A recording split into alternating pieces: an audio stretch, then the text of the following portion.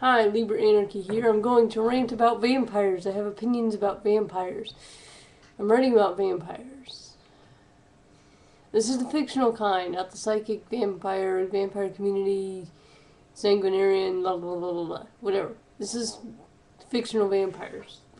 The kind in the movie Lost Boys, which I loved, by the way. Another good vampire movie is Buffy the Vampire Slayer. And I liked that series until Spike and Buffy got together. That was a stupid ass season. The whole season sucked. But but actually, Lost Boys and Buffy the Vampire Slayer have the same quality in that they didn't take themselves too seriously, and the series followed in that tradition. And so at first I didn't quite get it, but then I got it, and I'm like, oh, okay. So it was a little bit like Xena. That's why a lot of us Xenites were also Buffy fans. Because we understand when a series is done in a somewhat tongue-in-cheek way. Okay. I didn't really like one aspect of True Blood's vampires, and that's that they had sex. Now, I don't have anything wrong with sex, or even vampires having sex, but if the rules of your vampire state that they are undead and that they reproduce other vampires through means that have nothing to do with sex, there is no reason for them to have sex. Their sexual organs would probably not even function. Now, if you're going to stick with usual vampire rules, or some of them, which is fine, don't try to put so much science behind it, but in fact, don't try to put any science behind it. Just say that vampires are mystical, magical entities and then go from there. And make your vampire rules consistent, but don't make them, and you can do it what you want with them, but please don't make them so outlandish and stupid like Twilight. Sparkly vampires? Really? Come on. Really? Sparkly vampires? Of course, Twilight, I'm not even going there. Now, I can see that with vampires you have, exchange of liquid, and you have predator and prey, domination and submission. You are bound to get sexual themes. Like I said, I don't mind the sex, but if your vampires can have sex and do have sex, and if your vampires even get aroused sexually by something other than blood, or something, or how do I say this? If your vampires are aroused by anything other than blood, try to make the rules somewhat consistent. The vampires in the universe I'm writing can't have sex and don't have sex and don't have any interest in sex because they don't reproduce that way. Now, if you want your vampires to be scientific, that's fine too, but don't try to force really strange rules on them. Say vampirism is a disease or something like that, and that's why it is passed through the blood.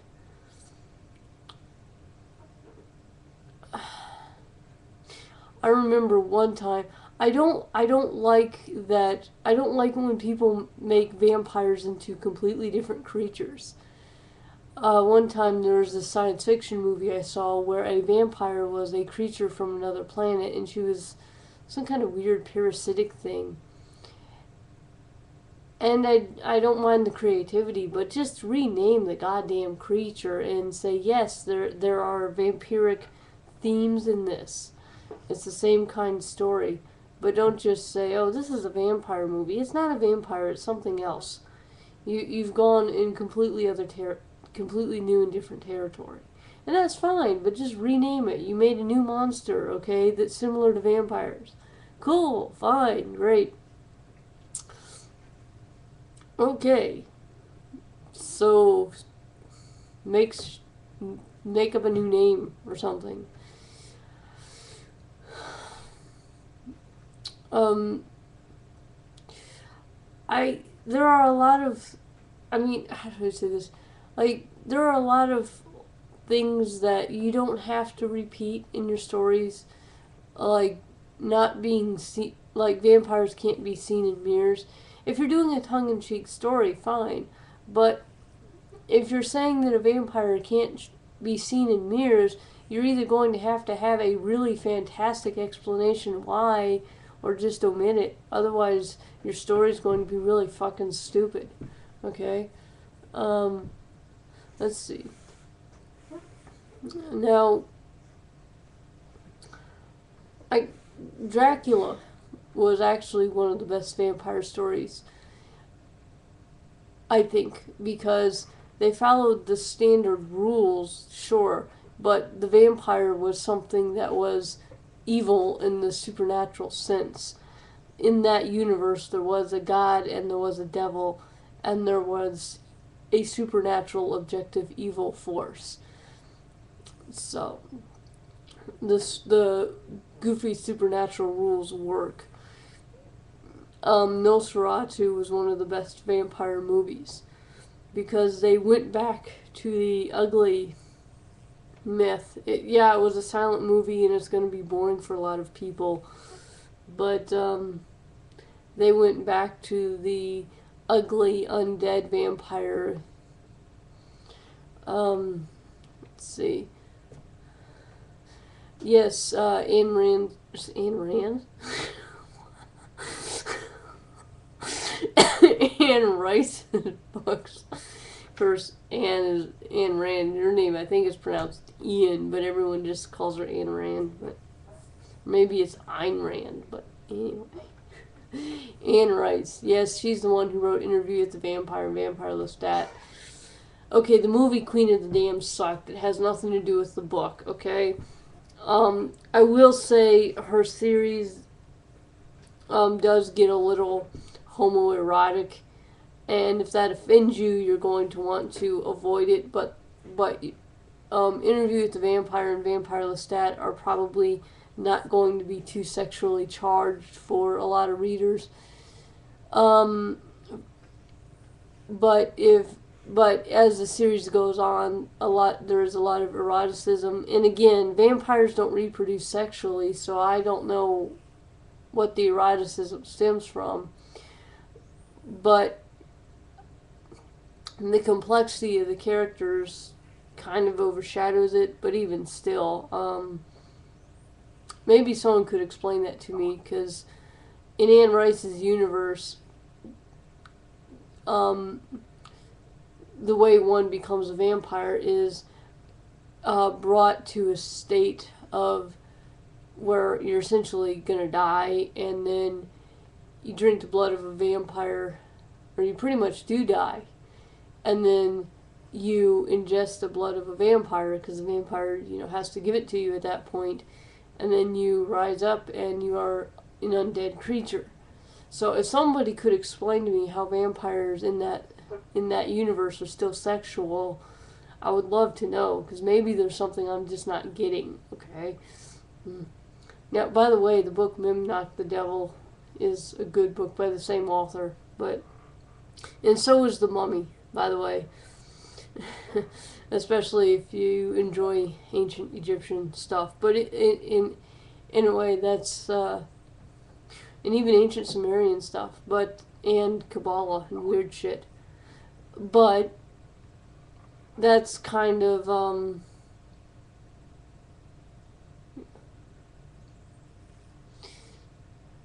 I may be mixing up books now and mixing up stories. Shit, I think I am. I don't know. But yeah, that's not even vampire shit anymore, is it? No. But I gotta say though, with Anne Rice, she's such a good author. There's a lot of shit that is forgivable. Now, I will say her vampires are more like the traditional vampires. They burn up in the sun. But I I would at least like her to to explain, what is there science behind it, or was it a mystical thing? And with her vampires, as I understand it, originated in Egypt. And so I think it was a mystical thing with her, but even still, I don't think it was explained well enough. But maybe I shouldn't want an explanation for fucking everything. So maybe somebody who's more familiar with Anne Rice can really explain her vampires to me. Yeah. So, let's see. And in the 80s, there's a lot of vampire movies. Now, in the 90s, Bordello of Blood came out. But again, that didn't take itself too seriously. So it can, it can have all kinds of, it can keep to the original rules without explaining them, because it doesn't have to explain shit, because there's a lot of comic elements and stuff.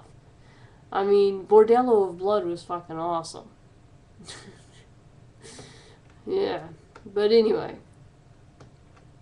Let's see.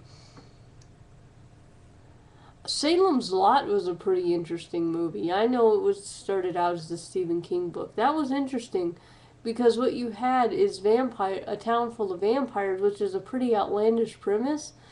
But but Stephen King wrote it in such a way that it was sort of kind of maybe somewhat believable. I admire anyone who can come up with a really outlandish premise and make it somewhat believable. But then this is Stephen King, right? So, yeah. Okay, so that's my spontaneous ramble about vampires and what I like and what I don't like. And when the book is published on Lulu, because we have 2 authors, I will let you know my partner in crime, and I will try to sell you the book, and I will try to do something where I give books away to, people who agree to review it. But then I have to trust people with my address, so I won't come out with a video, hey everyone, win a book, or something like that. But I will plug the book, and it'll be a while. And, you will see what happens when I get a hold of vampires, and I rather like that my partner in crime, I rather like his premise, what he's basing vampires off of, and let's just say that it is a more obscure undead creature from mythology, and I'll leave it at that because I don't want to give too much away, which I love. I absolutely love the fact that he's thinking his way through it, and he's pulling out something a little bit more obscure from mythology, and he's not just saying, vampires, I don't know, Egypt? Because, yeah, I heard they came from Egypt or something, so yeah, and I don't have anything against people who would want to base their vampires originally in Egypt, a la Queen of the Damned, but yeah, I liked that he thought his way through it, and he picked out a workable mythological entity, and we kind of are sort of following the rules of that entity, and yeah, but we're trying to be somewhat grounded, so we don't have a lot of outlandish Hollywood rules either. So we'll see how our story works out, and I'm happy that I'm finding somebody that will actually think through his vampires, because, I have opinions about vampires, and I'm the type of person who would think through mine. So there you go. I have opinions about all kinds of horror, by the way. So thanks for listening to me ramble about this. I will ramble about zombies and horror, about, say, demons, like Hellraiser. I loved the Hellraiser movies, but after 3 I lost interest. I didn't like the other ones, and I didn't see 4. I lost interest at 3. I had a lot of